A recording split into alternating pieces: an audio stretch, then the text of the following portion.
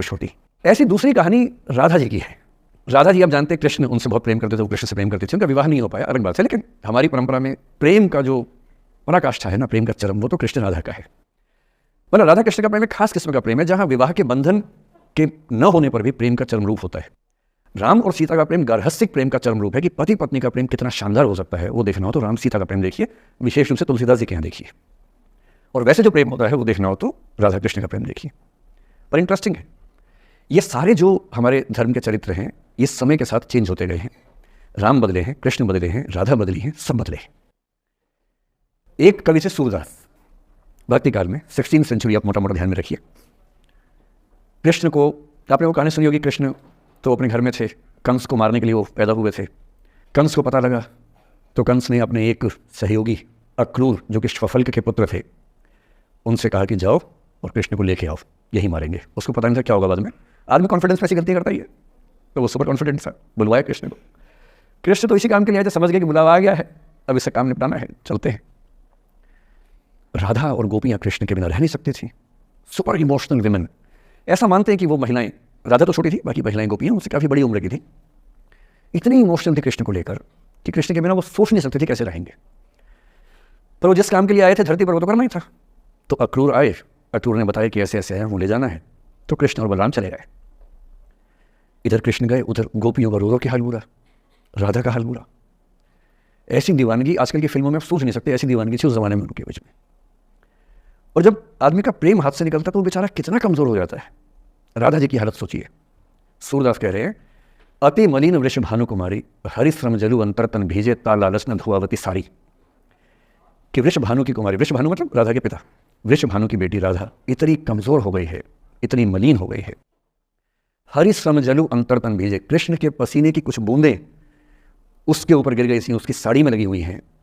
ता लालच न धुआवती साड़ी, इस लालच से साड़ी धुलवा नहीं रही है। और जब से कृष्ण गए हैं कपड़े तक नहीं बदलना चाह रही है कि इस कपड़े में मेरे प्रिय की याद है। खाती नहीं है, इतनी कमजोर है, हिल नहीं पाती है। एक और कवि हुए, वो तो इतने आगे बढ़ गए, बिहारी नाम के कवि थे, उनकी नायिका तो लगता है कि घड़ी का पेंडुलम है।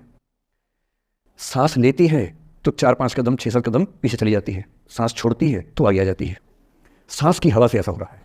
इत आवत चली जात उत चली 6-7 हाथ, चढ़ी हिंडोरे सी रही लगी उसासनी साथ। कि इधर आती है उधर जाती है, 6-7 हाथ इधर 6-7 उधर, सांस लेती है तो यहाँ, छोड़ती है तो वहाँ, जैसे झूला झूल रही हो। और ये रीतिकाल के कवि हैं, उनका अलग टेस्ट है, हम सूरदास पे बात कर रहे हैं। राजा इतनी परेशान है। अच्छा, जब आदमी परेशान होता है ना, जब उसका ब्रेकअप टाइप का होता है कि कोई गया है वापस ही नहीं आ रहा, कृष्ण ने कहा था कि बस जा रहा हूँ, काम निपटा के आता हूँ। उनके मन में था कि काम निपटाना है, काम निपटा भी दिया। अब कंस के बाद सवाल है कि मथुरा का साम्राज्य कौन संभाले। उसको एक स्ट्रक्चर बनाने के लिए कृष्ण को लगा कि मुझे यहाँ रह के सिस्टम को ठीक करना चाहिए, उसके बाद लौटना चाहिए। तो वो रुक गए वहाँ पर, राज्य का काम भी तो करना ही था।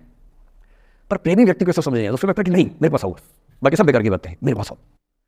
कृष्ण आ नहीं रहे, यमुना के इधर कृष्ण है, यमुना के इधर गोपियाँ हैं, पर आत्मसम्मान भी तो है। एक आलोचक ने कहा कि नाव में बैठ के चली जाती।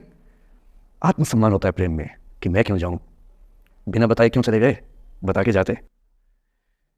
तो राजा वेट करिए, राजा के मन में क्या आ रहा है, उनको लग रहा है कि ऐसा तो नहीं कि मैंने कुछ गलती कर दी हो। जब कोई व्यक्ति दूर चला जाता है ना, बाकी लोग सोचते हैं कि कहीं मुझसे तो गलती नहीं हो गई।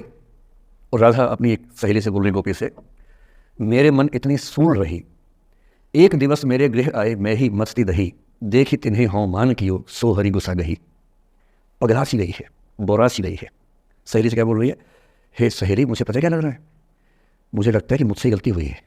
उसने पूछा क्या गलती हुई है।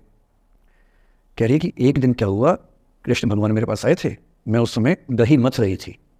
वो ग्वाला जीवन है ना वहाँ पर, तो वो गोपालन जीवन का काव्य है पूरा। अब वो मुझसे बात करने आए और मैंने उनसे ठीक से बात नहीं की, मैंने मान किया। मान करना मतलब जिसको आपकी भाषा बोलते हैं भाव खाना। मैंने उनसे ठीक से बात नहीं की, मुझे लगता है वो नाराज़ हो गए, इसी नाराज़गी से लौट नहीं रहे। मेरे मन इतनी सून रही, मेरे मन में कांटा चुभ रहा है।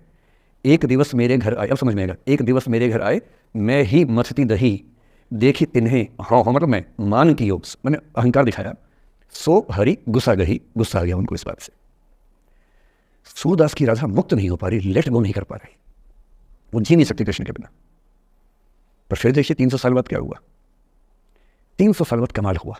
20वीं शताब्दी की शुरुआत में एक और कवि हुए, उनका नाम था अयोध्या सिंह उपाध्याय हरिऔध, हरिऔध के नाम से प्रसिद्ध है। उन्होंने एक पुस्तक लिखी प्रिय प्रवास। प्रिय प्रवास मतलब प्रिय प्रवास में चला गया है, कृष्ण चले गए हैं मथुरा, अब राधा कैसे जिएगी। 20वीं सेंचुरी की शुरुआत में फ्रीडम स्ट्रगल शुरू हो चुका है। महिलाएं अभी तक स्वाधीनता आंदोलन का हिस्सा नहीं बनी है, पर अब वो समय आ रहा है कि बनने वाली है। और हरिऔध की राधा ने कमाल कर दिया है। गोपियाँ पूछती हैं, कृष्ण नहीं आ रहे, अब क्या करोगी? ये राधा जी क्या बोल रही हैं? प्यारे जीवें जगहित करें, गेह चाहे ना आवे। मेरे प्रिय खूब जिए, समाज का कल्याण करें, घर बेशक ना आए, कोई दिक्कत नहीं है, मैं चाहती हूँ कि समाज का भला होना चाहिए। ये वो बिंदु है जहाँ राधा यशोधरा बन जाती है, मैथिली शंकर की यशोधरा। और जो मैं आपको समझाना चाह रहा हूँ उस एग्जाम्पल से वो ये कि हो सकता है कि जिससे आप नाराज़ हो वो किसी बड़े काम की खोज में हो, वो किसी महानता के रास्ते पर हो।